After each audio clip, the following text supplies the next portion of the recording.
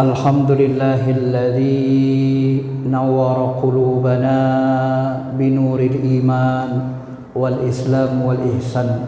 Asyhadu an la ilaha illallah wahdahu la syarika lah.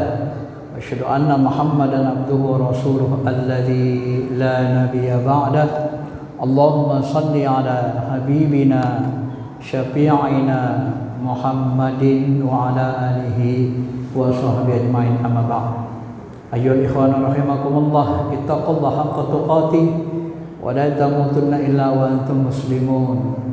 Faqala ta'ala fi kitabihil karim, a'udzu billahi minasy syaithanir rajim, wa man lam yahkum bima anzalallah fa ulaika humul kafirun. Shadaqallahul azim. Hadirin jemaah sidang Jumat yang dirahmati Allah, mari sama-sama kita tingkatkan kualitas keimanan, ketakwaan kita kepada Allah Subhanahu wa taala, karena yang dinilai dan dipandang Allah dari diri kita adalah hanya keimanan, ketakwaan. Harta kita tidak dipandang karena Dia Maha Kaya. Jabatan kita juga tidak diperhatikannya karena Dia Maha Raja, penguasa semesta jagat raya. Tapi apabila harta kekayaan kita gunakan dengan keimanan, keikhlasan, ketakwaan kita, maka semuanya akan jadi berharga di mata Allah Subhanahu wa taala. Ma'asyiral muslimin, jemaah sidang Jumat yang dirahmati Allah. Tema khutbah singkat yang akan saya sampaikan adalah hati-hati memahami ayat dan hadis secara tekstual tanpa ilmu. Materi ini akan berujung pada kesimpulan bagaimana kita belajar ilmu agama secara benar kepada ulama yang benar dengan cara yang benar. Ayat yang saya bacakan tadi ini awal di mana umat Islam itu menemukan dalam sejarah hidupnya pemahaman walaupun menggunakan ayat Al-Quran dan hadis, tapi kalau dipahami secara tekstual tanpa ilmu menghasilkan kesesatan. Hampir bisa dikatakan banyak sekali aliran sesat, sempalan itu menggunakan dalil ayat dan hadis, dalil ayat dan sunnah, tetapi cara memahaminya yang tersesat. Contoh, ini kasus-kasus dalam sejarah. Wa man lam yahkum bima anzalallah fa ulaika humul kafirun. Siapa yang berhukum tidak dengan apa yang diturunkan Allah, maka dia kafir. Dalam terjemah lain, siapa yang berhukum tidak dengan hukum Allah, maka dia kafir. Ayat ini digunakan sebagai dalil orang-orang Khawarij untuk mengkafirkan Imam Ali, mengkafirkan Muawiyah. Kenapa Imam Ali dianggap mereka kafir? Karena Ali mereka anggap tidak berhukum dengan hukum Allah. Karena orang yang memberontak seperti Muawiyah dalam Al-Quran hukumannya disalib, dibunuh. Muawiyah memberontak pemimpin yang sah, maka dia kafir. Ali bertahkim, berdamai dengan pemberontak, kafir karena tidak berhukum dengan hukum Allah. Secara sederhana ini seperti benar, tapi ini menyesatkan. Lalu Ibnu Abbas mendatangi orang Khawarij di Nahrawan sebanyak sekitar 12.000 orang, diajak debat sama Ibnu Abbas. Kata Ibnu Abbas, wahai kaum Khawarij, ya, kenapa kalian keluar dari barisan Ali? Karena Ali kafir, dia berhukum tidak dengan yang diturunkan Allah, tidak dengan hukum Allah. Maksudnya apa? Ya, Muawiyah itu kan pemberontak. Hukuman Allah dalam Quran, pemberontak itu disalib, dibunuh. Kok malah diajak damai? Lalu Ibnu Abbas bilang, "Hai sahabat, apakah kalian percaya bahwa aku lebih dekat kepada Rasulullah daripada kepada kalian?" Percaya. Apakah kalian yakin bahwa aku lebih afqahu fid din, lebih faqih, lebih berilmu, lebih paham agama daripada kalian? Percaya. Baik, kalau begitu aku jelaskan. Kenapa Imam Ali mau berdamai dengan Muawiyah? Tahukah kalian apa hukum membunuh orang beriman? Dosa besar, haram. Man qatala mu'minan muta'ammidan fajaza'uhu jahannam. Siapa yang membunuh orang beriman, maka balasannya neraka jahanam. Jelas ayatnya. Apakah Muawiyah dan sahabat lainnya bukan orang beriman? Orang beriman. Karena itulah Imam Ali tidak mau membunuh orang beriman. Tidak mau terjadi pertumpahan darah. Kalau bisa damai, ya damai. Itu kan perintah Allah. Ya. Demikian juga mereka mengkafirkan Aisyah. Jawaban Ibnu Abbas sama pertanyaannya. Apakah hukum membunuh ummahatul mukmin, ibu-ibu orang beriman? Jawabannya dosa besar. Kalau begitu, itulah sebabnya Aisyah tidak dibunuh oleh Imam Ali, dilepaskan karena dia ummahatul mukmin. Karena mereka juga mengkafirkan Ali karena melepaskan Aisyah di perang Jamal, dianggap juga pemberontak. Nah, inilah makanya masyarul muslimin, kita memahami ayat dan hadis ini harus berguru, harus dengan ilmu, tidak bisa serta-merta dengan terjemah. Ya. Disinilah yang ditakutkan ulama itu. Ayat, hadis harus dipahami dengan ilmu. Contoh lain, yang kedua. Ya. Dalam hadis Sahih Bukhari disebut, "Man baddala dinahu faqtuluh." Siapa yang merubah agamanya murtad, maka bunuhlah. Maka hukum orang murtad dibunuh. Di negeri kita ini berapa banyak orang yang murtad? Adalah. Maka hukumnya dibunuh. Nah, kalau kita bunuh, apa hukumannya ke kita? Yang pertama, masyarul muslimin, ini masalah pidana. Kita tidak boleh main hakim sendiri. Itu hukumannya kepada pemerintah. Yang kedua, ulama mengatakan, kenapa di zaman Nabi ini dibunuh orang murtad hukumannya? Bukan karena semata-mata murtad. Yusuf Qaradawi membahas dengan jelas. Disebabkan masa Nabi itu masa perang. Kalau ada orang murtad, maka dia akan menceritakan rahasia kelemahan masyarakat Madinah, Nabi Muhammad dan sahabat. Dan dia akan memprovokasi. Ya. Maka Syekh Ali Jum'ah dan Mahmud Saltut Mufti Mesir, mereka mengatakan bukan hanya memerangi saja, mereka juga mengatakan karena zaman Nabi ini orang murtad itu mereka akan memfitnah umat Islam, buat kekacauan, memprovokasi, termasuk membeberkan rahasia-rahasia kelemahan Madinah. Ini membahayakan negara. Maka orang murtad di zaman Nabi itu sama dengan pengkhianat. Pengkhianat itu dihukum bunuh. Nah, kalau sekarang orang Indonesia murtad, kita ini ada kebebasan beragama. Apakah ketika orang Islam murtad, lalu umat Islam ini menjadi porak-poranda? Umat Islam ini sudah kebanyakan sebenarnya, kualitasnya yang kurang. Indonesia ini banyak umat Islam, kualitasnya yang kurang. Artis-artis yang murtad nggak ganggu kita, nggak ada masalah sama kita, itu pilihan dia. Nah, maka dari situlah masyarul muslimin, dia harus dipahami dengan ilmu. Tidak bisa serta-merta harus dilaksanakan seperti itu. Maka ketika dalam satu momen saya berdialog dengan orang yang mengatakan itu hukumannya harus dibunuh orang murtad itu, katanya. Baik, saya bilang, saya mau tanya kamu. Ini ada hadis sahih. Man tarakas salata muta'ammidan faqad kafara jiharan. Siapa yang meninggalkan salat dengan sengaja, maka dia kafir nyata. Apakah ayah ibumu pernah meninggalkan salat? Pernah? Kalau pernah, kenapa kamu tidak bunuh? Dia kan sudah kafir. Ini kan bahaya. Padahal jelas Nabi jelas mengatakan, barang siapa meninggalkan sholat dengan sengaja, maka dia kafir. Nah kalau sudah kafir berarti murtad. Kalau sudah murtad halal darahnya, dihukum bunuh. Kenapa kamu tidak bunuh ayah mak kamu? Maka dia terdiam. Ini juga bahaya kalau dipahami tidak dengan ilmu.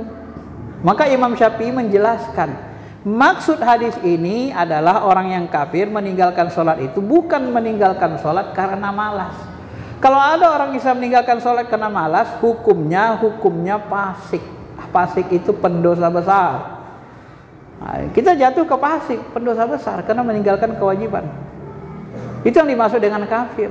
Pak kafir kalau dia karena malas. Tapi kalau dia meninggalkan sholat karena mengingkari kewajiban sholat, karena sholat ini rukun Islam, Islam itu lawannya kafir, rukun Islam itu syahadat, sholat, puasa, zakat, haji. Dia mengingkari kewajiban ini yang disepakati berdasarkan Quran hadis, gak ada wajib sholat 5 waktu itu, maka dia kafir. Ya kafir, tapi tetap tidak wajib dibunuh.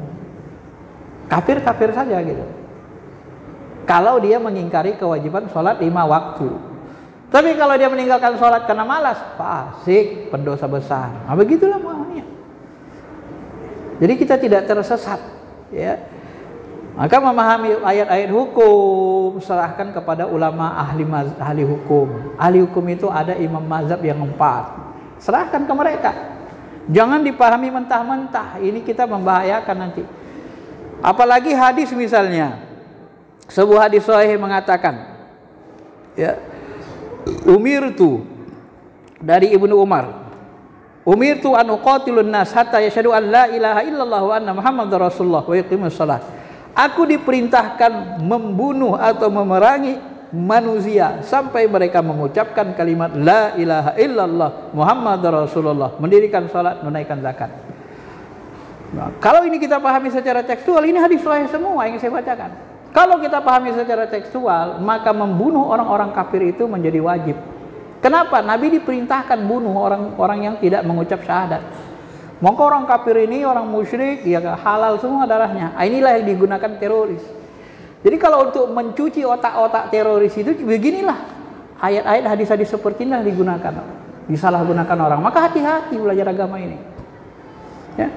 Padahal ayat ini, hadis ini maksudnya apa? Ini hadis ini, ya ini turun berkaitan ada momennya. Ketika orang kafir musyrik memerangi Nabi Muhammad, Hamzah waktu itu sampai mengatakan, ya Rasulullah, sampai kapan kita diam? Masyarakat muslim di Mekah, mereka yang ditindas, dibunuh, keluarga mereka dibunuh. Ya. Ammar bin Yasir orang tuanya sudah dibunuh, mati dua-dua. Sudah syahid, Umayyah syahid. Masa kita harus diam? Orang Islam dibunuh di Mekah. Apakah kita harus diam saja tidak memerangi?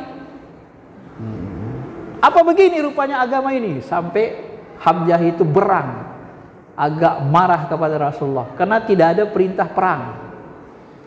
Rasul terdiam saja.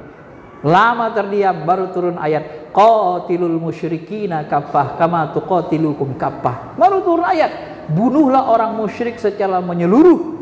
Disebabkan mereka, ada sebabnya. Sebabnya apa? Disebabkan mereka membunuh, memerangi kamu secara menyeluruh. Mereka mau binasakan kita semua. Maka turun perintah perang. Ya, kalau kita diperangi diam, ini goblok namanya. Ya, tapi kalau kita diperangi, Islam diperangi, ya harus melawan. Maka muncullah jihad. Maka Hamzah tersenyum. Ini baru benar ya Rasulullah. Udah ada perintah perang, maka dia ikut perang.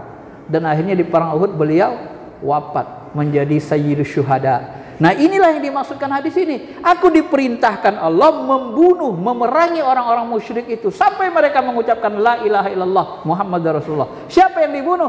Yang diperangi? Orang-orang yang memerangi umat Islam. Tapi kalau orang non-Islam yang tidak memerangi umat Islam, dalam hadis Sahih Bukhari dijelaskan, man qatala mu'ahad lam yarih raihatal jannah. Siapa yang membunuh orang-orang kafir yang terikat perjanjian damai dengan umat Islam, maka mereka tidak diizinkan masuk surga. Mencium surga pun gak diizinkan. Jangankan masuk, cium surga aja gak boleh. Kenapa? Karena kalau kita memerangi mereka, mereka pasti memerangi kita. Itu sama kita mengundang membunuh orang beriman. Gak boleh kita mendahului. Ya. Itu mirip kalau dalam bahasa kiasnya kita caci maki orang tua seseorang.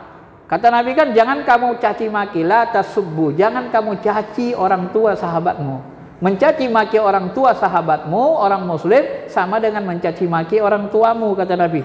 Loh, kok bisa begitu ya Rasul? Iya, kalau kau caci maki ayah maknya, pasti dia balas caci maki ayah makmu. Dengan begitu sebenarnya kau caci maki ayah makmu. Kenapa kau yang mengundang? Kau yang gara-garai, kau yang mengkompori. Nah, kalau kita perangi orang non-Islam yang damai, kita yang mengkompori. Pasti orang mereka merangi kita. Tapi kalau kita diperangi seperti Palestina, ini nggak ada lagi main. Ya mati-matilah. Jihad-jihad, mati syahid. Syahid itu dosanya hapus semua.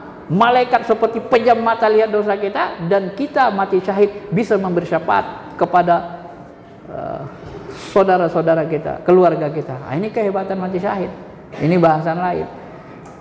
Beginilah memahaminya, masyaallah muslimin. Maka dari itulah saya ingin mengajak kita untuk belajar agama ini, belajar kepada ulama yang ahli di bidangnya masing-masing.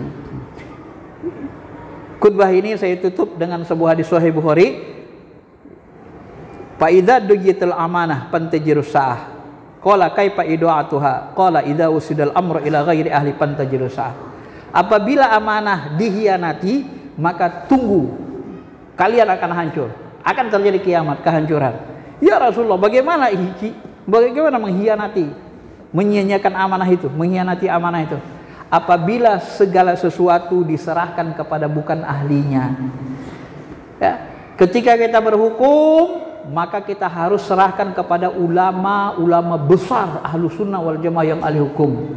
Ini yang disebut dengan profesionalisme dalam belajar. Ini yang disebut dengan istilah kita sekarang, kalau mau belajar ya, sesuai jurusannya. Mau belajar ilmu gigi, jangan ke dokter jantung sama dokter hewan, nggak nyambung. Mau belajar ilmu gigi, ke dokter gigi, jurusan gigi baru benar. Mau berhukum, pakai ilmu hukum Islam. Mau tahu hadis kualitasnya, sahih, dhaif, lemah, atau hadis munqati, hadis maudhu, atau hadis mutawatir, macam-macam, maka belajar ulumul hadis sama ulama yang ahli hadis. Ya, begitu.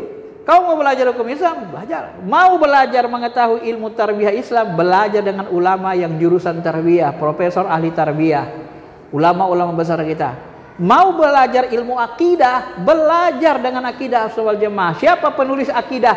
Akidah yang menulisnya Imam Asy'ari Al-Maturidi. Itu yang menjelaskan, memerinci akidah Islam asal aja. Ya. Mau belajar ilmu tasawuf, batinnya Islam, belajar dengan ulama-ulama besar yang ahli spiritual Islam. Hasan Basri, Rabi'ah Adawiyah, Imam Junaid Al-Baghdadi, Imam Ghazali, Syekh Abdul Qadir Jilani. Jangan belajar kepada ulama-ulama Salafi Wahabi. Pasti nanti sesat semua. Kenapa? Mereka bukan ahlinya. Masa kita belajar gigi dengan dokter gigi, belajar gigi dengan dokter jantung, kan nggak benar. Pasti sesat. Kenapa? Karena bukan ahlinya, nggak paham mereka. Bagaimana kita belajar ilmu agama dengan orang yang nggak paham, yang nggak ahli? Ini penyebab kesesatan begitu. Maka belajarlah kepada ulama ahlinya. Ini sebenarnya yang ingin saya sampaikan. Belajar kepada ulama, belajar dengan cara yang benar. Cara yang benar apa? Dengan ilmu. Kepada ulama yang benar apa? Ulama-ulama besar Ahlus Sunnah wal Jamaah. Ulama yang benar Ahlus Sunnah wal Jamaah, ulama-ulama besarnya yang wara, yang alim, yang dikenal dunia. Kemudian belajar kepada ulama yang ahli di bidangnya. Bidang fikih, ulama fikih, akidah, ulama akidah yang dia nulis akidah. Ya. Bidang hadis, ulama hadis. Cari hadis Sahih Bukhari lah, Muslim lah dia ahlinya. Nah, kalau fikih hukum, Imam Syafi'i lah dia, Hanafi, Malik, itulah dia. Nah, ini yang dikatakan oleh seorang ulama besar, Ibnu Uyainah. Apa kata Ibnu Uyainah? Uyainah mengatakan, al-hadis mudillah. Hadis itu bisa buat orang sesat, illa lil fuqaha, kecuali diserahkan ke tangan orang fakih, ahli fikih. Sebab kalau hadis dipahami secara mentah-mentah tekstual tadi, banyak orang sesat. Tapi diserahkan ulama fikih, mereka jelaskan, ini maksud hadisnya begini, bukan begitu. Nanti kamu sesat, nggak berguru. Mudah-mudahan bisa dipahami, dan mudah-mudahan kita bisa belajar agama dengan benar, dengan baik.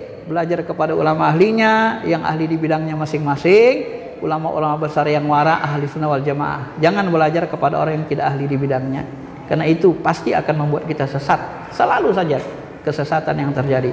Barakallahu li wal bil Qur'anil Karim wa nafa'ani wa iyyakum bima fihi minal ayati dzikril hakim wa taqabbala minna wa minkum tilawatahu innahu ghafurur rahim.